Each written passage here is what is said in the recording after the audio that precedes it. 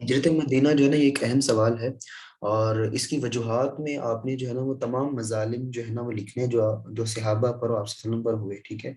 आपने इसमें लिख देना है कि जो है मुसलमानों को इबादत करने की इजाज़त नहीं थी, मुसलमानों का कत्ले आम होने लग गया था, ठीक है। मुसलमान जो गुलाम हुआ करते थे उन पर जो है ना बहुत ज़्यादा नारवा सलूक रखा जाता था, ठीक है। हज़रत बिलाल का जिक्र कर देना है कि उनको अंगारों पर लिटाया जाता था। हज़रत खुबैब का जिक्र करना है कि उनको वो जो है ना वो बांध के अंदर लपेट के उनको धुआं दिया जाता था आग का, ठीक है। इसी तरह जो है आपने लिख देना है कि आप वसल्लम की कत्ल की साजिश बनाई थी उन्होंने, ठीक है। तो इस तरह जितने भी पॉइंट आपको मिलते हैं ना वो सारे मिला के आपने इसकी वजूहात के अंदर लिखने, ठीक है। और फिर उसके बाद इसके असरात क्या हुए और उसके क्या नताइज निकले, तो वो भी हम डिस्कस करते हैं।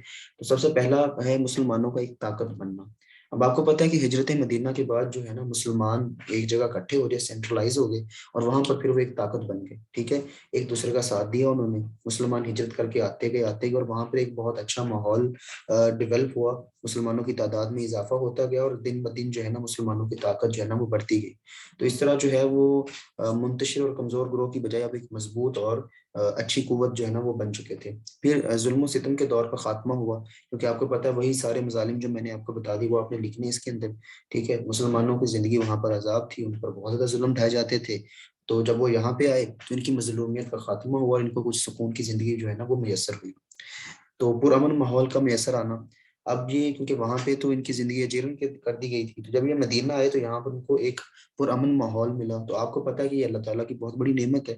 और पुरअमन माहौल जो है जब भी किसी कौम को ये मैसर आता है तो वो कौम जो है फिर तरक्की करती है, नशोनुमा पाती है, और उनकी जो है ना तरबियत के अंदर इजाफा होता है और अपनी सलाहियतें दिखाने का मौका भी मिलता है उनको, ठीक है।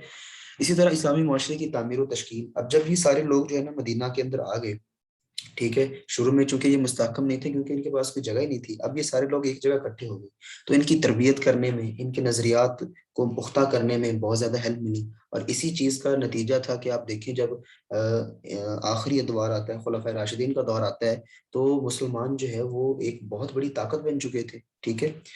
इस्लामी रियासत की बुनियाद की अगर हम बात करें तो देखिए हम जब इनको एक जगह पे इन्होंने मुआशरा बनाया, ठीक है। मुआशरा बनाने के बाद फिर जो है वहां पर एक रियासत जो है ना उसका इफ्तिताह किया गया। और रियासत जब बन गई तो इस्लाम के फलने फूलने में बहुत ज्यादा मदद मिली, ठीक है। और आपको पता है यहाँ पे एक बात लिखी, इस्लाम की फितरत में गलबे का अनसर मौजूद है, ठीक है। इस्लाम को थोड़ा सा मौका चाहिए था, तो इस्लाम जैसे ही इस्लाम को मौका मिला तो इस्लाम का जो गलबे का अंसर था वो नुमाया हुआ और इस्लाम ने जो है ना पूरी दुनिया पर गलबा पा लिया। और इस पर वो आपको शेर भी याद होगा कि इस्लाम की फितरत में कुदरत ने लचक दी है, उतना ही ये फैलेगा जितना के दबा देंगे, ठीक है। इसी तरह कुरैश का इक्तिसादी मुआसरा हुआ कैसे, कि चूंकि वो जो कुरैश का जितने काफिले थे ना वो मदीना के करीब से गुजरते थे, तिजारती काफिले। अब ये लोग यहाँ पर मौजूद थे, जिस तरह जो है ना टूल प्लाजा होता है। अब उनको जो है ना खतरा था कि ये लोग जो है ना हमें मार ना दें, क्योंकि जाहिर है हमने बड़े जुल्म किए उन पर। तो वो लोग जो है ना काफिले रुके तो नहीं लेकिन उनकी तादाद कम होगी।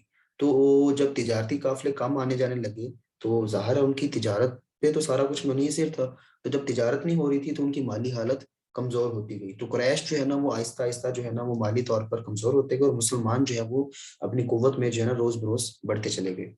इस तरह इशात इस्लाम के मौके भी मिले। मदीना में चूंकि कोई रोक टोक नहीं थी, ठीक है, कोई रोकने वाला नहीं था, तो इस्लाम जो है खुल्लम खुला उसकी तबलीग की जा सकती थी।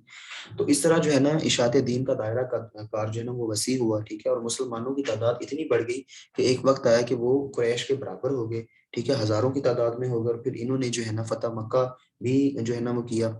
फिर इस्लामी कैलेंडर की बुनियाद रखी गई, जिसे आप जो है ना हिजरी कैलेंडर कहते हैं। और आज भी जो है ना हमारे कई त्योहार, बल्कि सारे त्योहार जो है ना वो इसी कैलेंडर के मुताबिक जो है ना मनाए जाते हैं, ठीक है। तो ये जो हिजरत मदीना था।